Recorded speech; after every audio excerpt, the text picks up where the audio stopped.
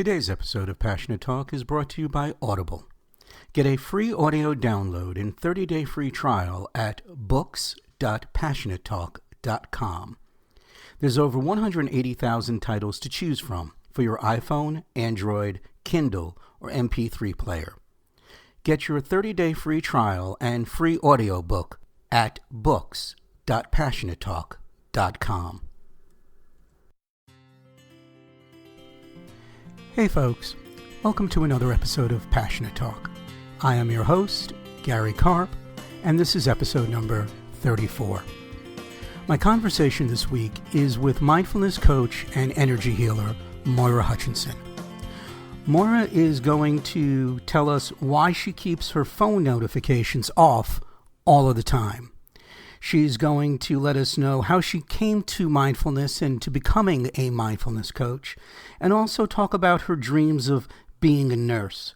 She'll let us know how she uses mindfulness to get unstuck, and we'll talk a little bit about numerology and the energy of 2018 and what we could expect in this upcoming year. So right now, I want you to sit back, relax, grab a cup of coffee, maybe some tea, and get ready to listen to my conversation with Moira. Vibrate, new phone. I'm still figuring it out. There we go. The fun of figuring out technology. It's funny to start right in there. If I answer my cell phone, most people that know me are actually shocked, because anybody that knows me knows that I actually have all notifications turned off. Always, it's always on silent. And so, yeah, really? So if I actually pick it up, it's because I saw it light up. So it was sitting right beside me and I saw it light up, and so then I'll pick it up. But that's actually a really neat segue into why I do that, is because of mindfulness. I was actually going to ask you that, so we're on the same wavelength. That's fantastic. So why don't you keep going and explain why you keep your phone notifications off? Absolutely. So the thing is, and actually, you know what? It's part of Marianne Williamson talked to me about this once, is that it's really important for us to be the driver of our own bus, for us to take control and ownership and responsibility for how we feel, what we do, how we react, how we interact even.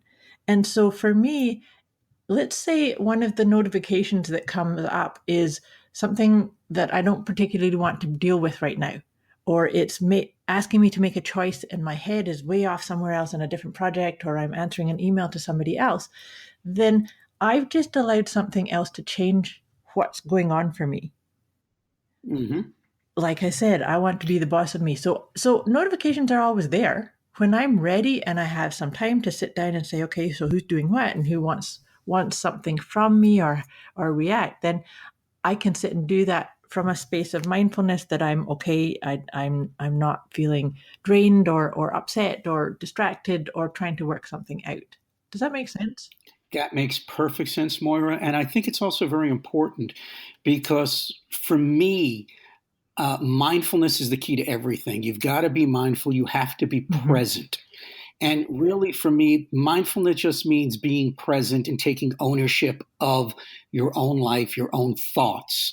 When you take out all of the woo and you remove all of the woo from it, and part of my purpose on this planet, I think, is to demystify the woo, I like that. Yeah. And mindfulness has a very new age metaphysical woo-woo property to it. But when it comes right down to it, it's simply about taking control of your thoughts and your life. Yes.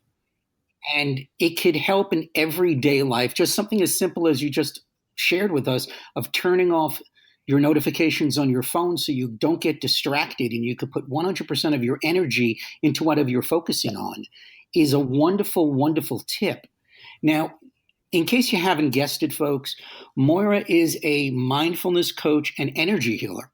So, Moira, can you tell us a little bit about how you came into being a mindfulness coach, how that was introduced to you?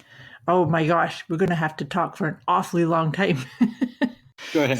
So my people that know me often hear me talk about being stuck.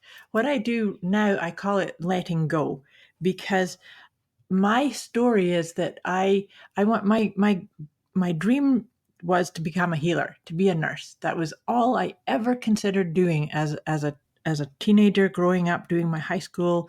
And then when I was 17, I found out that I could not train as a nurse. I lived in Scotland, and like I said, so I'd done all my high school and had qualified in the top percentile to take a spot in a nursing college, a very prestigious one, and aced all that. You had to do a bunch of IQ and aptitude tests, and I aced all of them. And then the final piece was to do a complete physical, a medical, to check, what's your physical health like. Well, I'm 6 foot tall, and I had stopped growing when I was 12, so I've done a lot of injuries to my spine. I'd actually slipped a couple of discs, and my spine's now fine now. But because there was that there had been strain on my back, and I had a bit of a stoop, actually, I rounded my shoulders, and that was a lot to do with being so tall and wanting to be smaller than I was.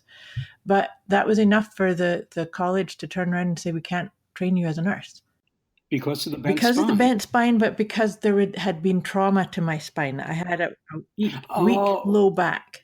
Yeah, okay, I get it. And there is a lot of physical lifting and exercise. My ex-mother-in-law was a registered nurse. My entire in-laws worked in the medical field in a hospital for Mayo Clinic for many years.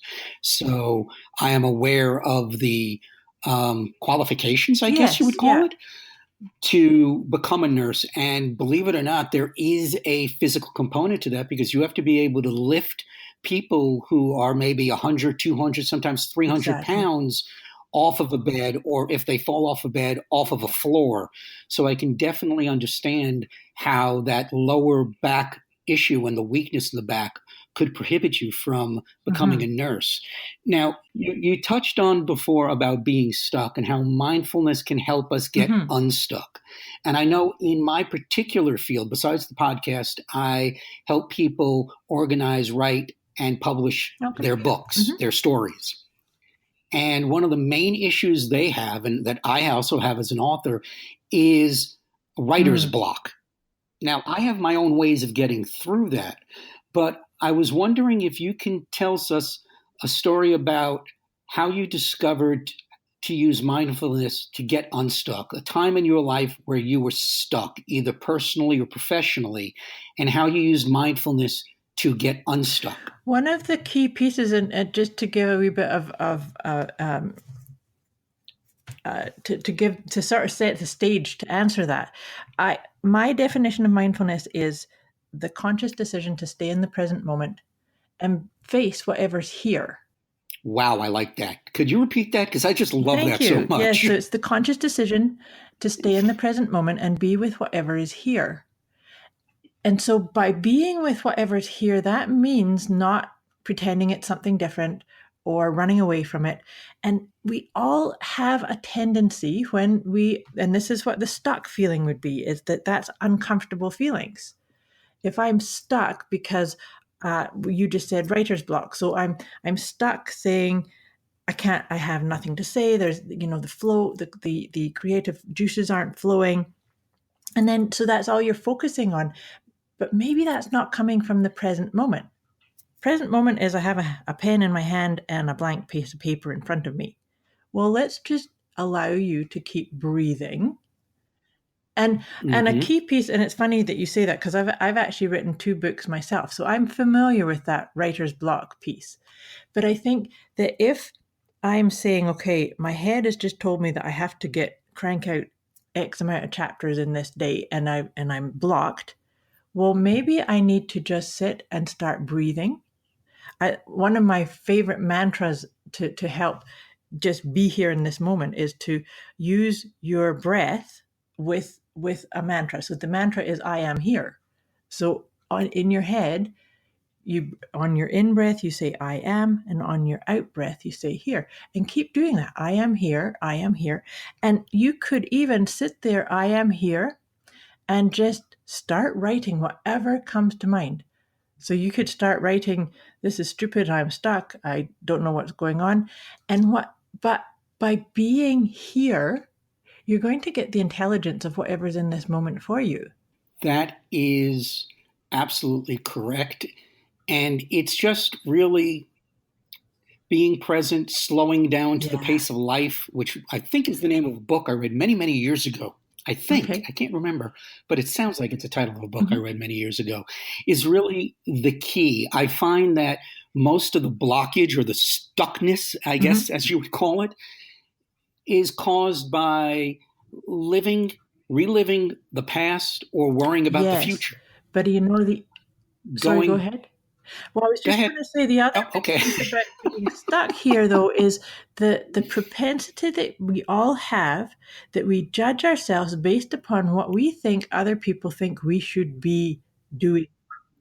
Oh, Yeah. amen. Oh my God, Moira, you just hit right to my core and one of my main reasons for being, which is to show people to live to their Yeah. authentic self Yeah. congruently, whatever that is, and not to worry about living to the expectations of others. Because once you start living to the expectations of others, you're never going to be happy because the finish line, the goal always It gets does, but moved. it's actually a disservice too, because I often find in having this conversation with myself and with clients and students is that we're making stories up because we don't really know what other people expect us to be. So Exactly. it's this weird made up story that we've created. Exactly. You are, folks. Moira is dropping truth nuggets left and right on us right now. What she's talking about being unstuck, and especially about the stories we create about what other people think of us. We don't know what our boss thinks of us. We don't know what that guy or that girl that we may want to ask out Mhm. thinks of us. We don't even know what our children think of us unless we sit and we ask them the question and they respond truthfully and organically Precisely. to us. So there's no reason not to live your truth and to move forward on your dreams and be present in that moment and be mindful in that moment and really grasp the reins and go Absolutely. for it. And speaking of going for it, this episode, we're recording it right now on December 12th, but it will air about the second or third week in January. So we're already into 2018 when this episode is going to air. And we spoke a little bit in our pre interview chat about the energy that's going to be surrounding us in 2018 and the paradigm shift of 2018 that's going to be very supportive of people and allow us to live our truths more fulfillingly.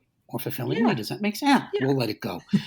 Um, could you talk a little bit about the energy that we're coming into in this new year?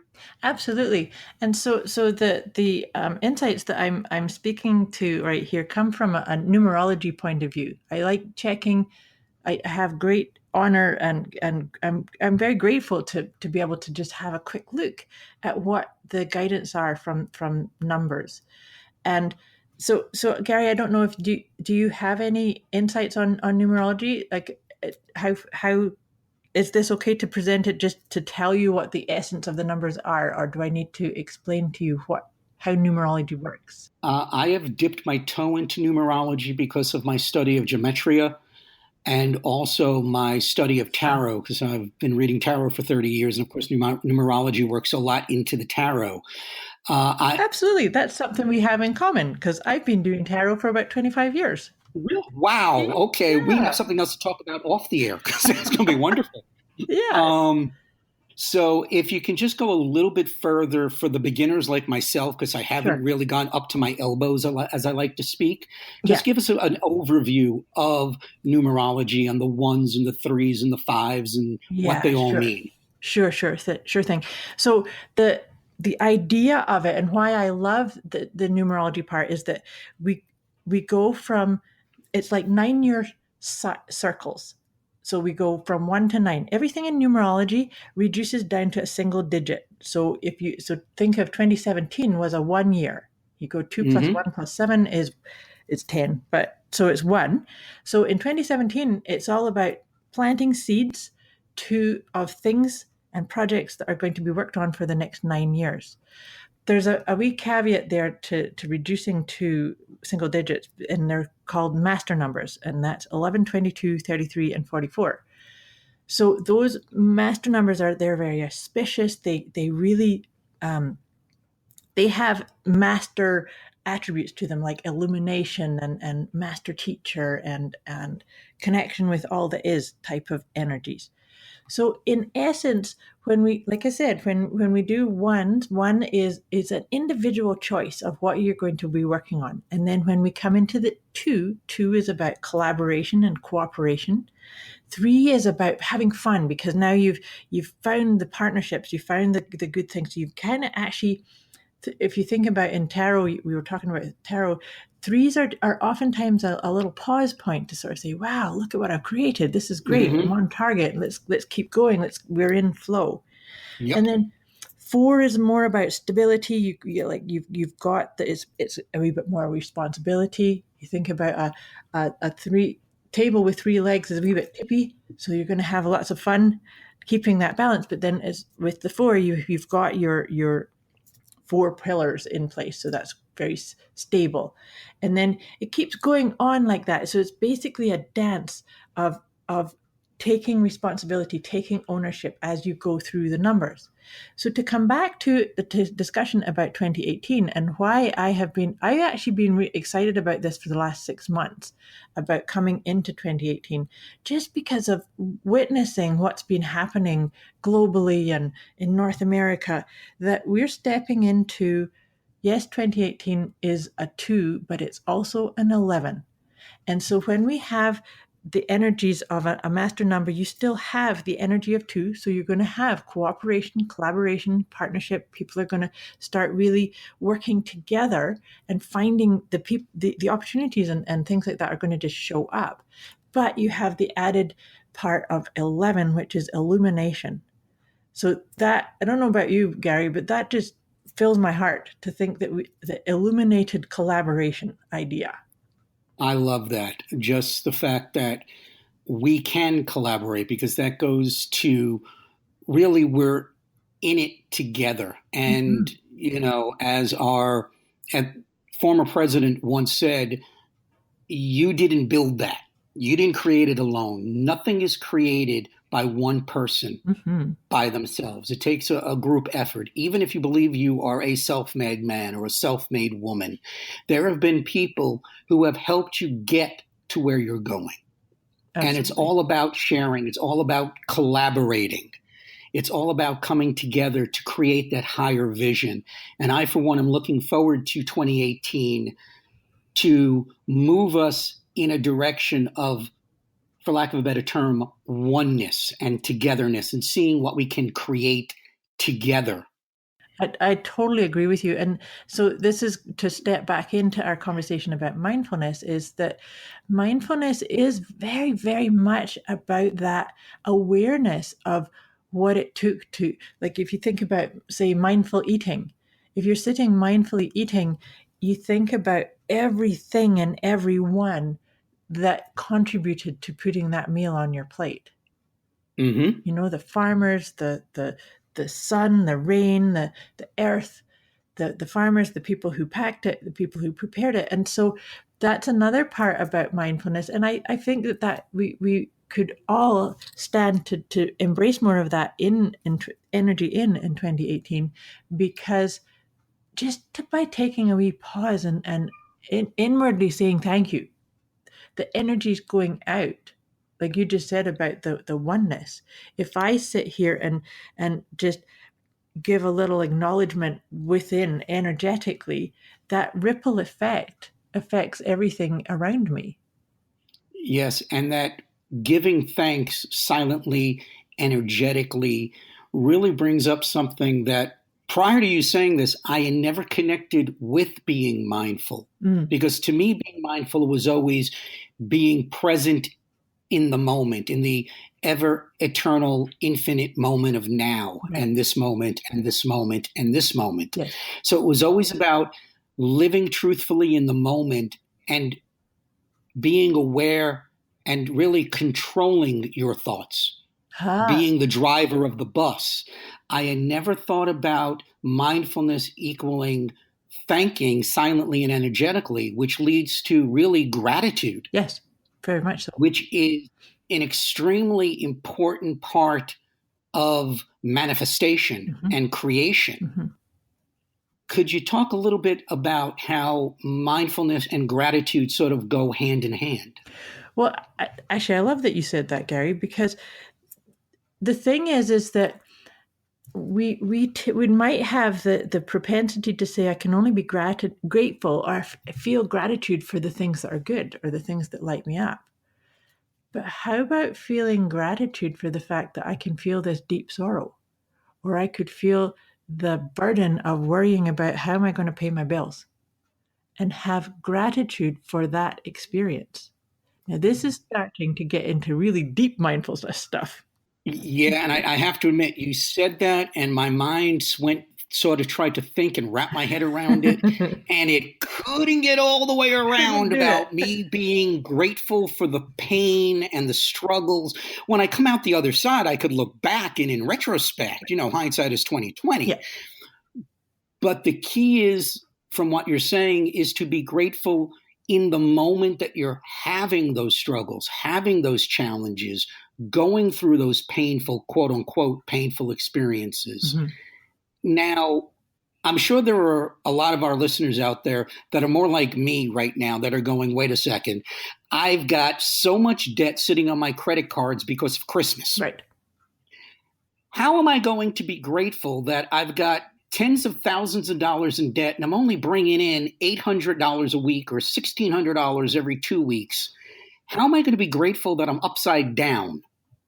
What advice would you give to those people? So this one, so you're right. You're not going to sit there and say, yay, look at the balance on that credit card statement and be emotionally feeling that gratitude. But, no. But here's the caveat to that, is that this is about taking responsibility, taking ownership, and reminding ourselves that we are spiritual beings. We created this. I made this. And so sometimes when we get really stuck in a worry, we're feeling like it's being done to us. Like there's this environment that I'm in and it's horrible and I don't want to be here. Well, just take a deep breath and understand that you created it. And if you created it, you can uncreate it. You can walk through it. You can find the gifts. And so I have had many traumatic, tough times in my own life. If somebody said what I just said when I was right in it, I would have laughed at them too. But here's what I'm inviting your listeners to start doing a wee bit more is to trust in the higher self of you. You would not put yourself in some situation that you could not get out of. But sometimes that way through is not apparent. If you keep sticking your attention over on the problem, that's all that's going to exist for you. With mindfulness, you can maybe look at your debts. I mean, yes, you have to look at them. You look at them, but then you also understand that as a spiritual being, you are here for this experience. The solutions are here. So now what action can you do right here, right now? Absolutely. And what you're talking about here is very, very similar to, and it seems to come up every show. It's amazing. The law of attraction. Yes. With the law of attraction, you have to be mindful of your thoughts. You have to be present every single day and focus your attention on what you want, on where you're going to go. It's like the saying, you can't drive forward by looking in the rearview mirror. Absolutely. So when we have these challenges, whether they're the mountain of debt we're looking at because we just spent a whole bunch of money on Christmas gifts, or whether it is wanting to start our own business or going to the next level on our relationships, if we're focusing on the challenges instead of the goal, it's very hard to be grateful. It's very hard to be mindful in that moment and focus on creating the world we want to live in. Right. I love what you just said, and law of attraction is very much a part of the coaching that I do also. The key piece though, and I find this, is that we do have negative thoughts. They come up. Yes. We cannot. Absolutely. And the key piece is not to pretend pretend them away or just gloss them Thank over you. with some affirmations and think, if Thank you. It drives me absolutely me crazy. too. This namaste, the glory in me worships the glory in you. Everything is sunshine and rainbows. And No. okay? We're going to have challenges in life. We may be spiritual beings, but we're living a corporeal existence. Yes. Okay? We have to interact with people who do not have the same beliefs as we do. We're going to come up against challenges. Pretending they don't work won't work to get us where we're going. One of my mentors is Tony Robbins. And one of the things he says is, you can look at your garden and say, there are no weeds, there are no weeds, there are no weeds, there are no weeds. Yeah. And we will take your garden. Makes more sense to look at your garden and say, oops, I've got weeds coming in. How am I going to get rid of the weeds so I can grow a beautiful garden? Yeah, absolutely. And so that's what I mean about taking the action. So I have to go pull a few weeds, but that doesn't mean that I'm a bad person or that I'm giving in to weeds. Yep. And that's also, I think, very important, Moira, is to understand that the challenges you're going through are not you. They don't define you. Precisely. Just because you're going through a hard time or a bad time doesn't mean you're a bad person. I love that you say that, because I said to you about using a mantra of I am here to help you ground into this present moment. So I'm a big believer in using I am statements. That's one of the most powerful statements we can use. Well, as you can tell, Moira is a very passionate, fun-loving, warm individual. The truth nuggets that she dropped on us when she said, I am here, is the mantra that she uses to help her get unstuck and to help her pursue her goals, was absolutely wonderful. I'm going to take that mantra and incorporate it into my own life every day. I am here. It's not living in the past. It's not worrying about the future. The only thing we can control is the present, and we are always here in the present. The connection she told us about between mindfulness and gratitude was a mind-blowing revelation for me.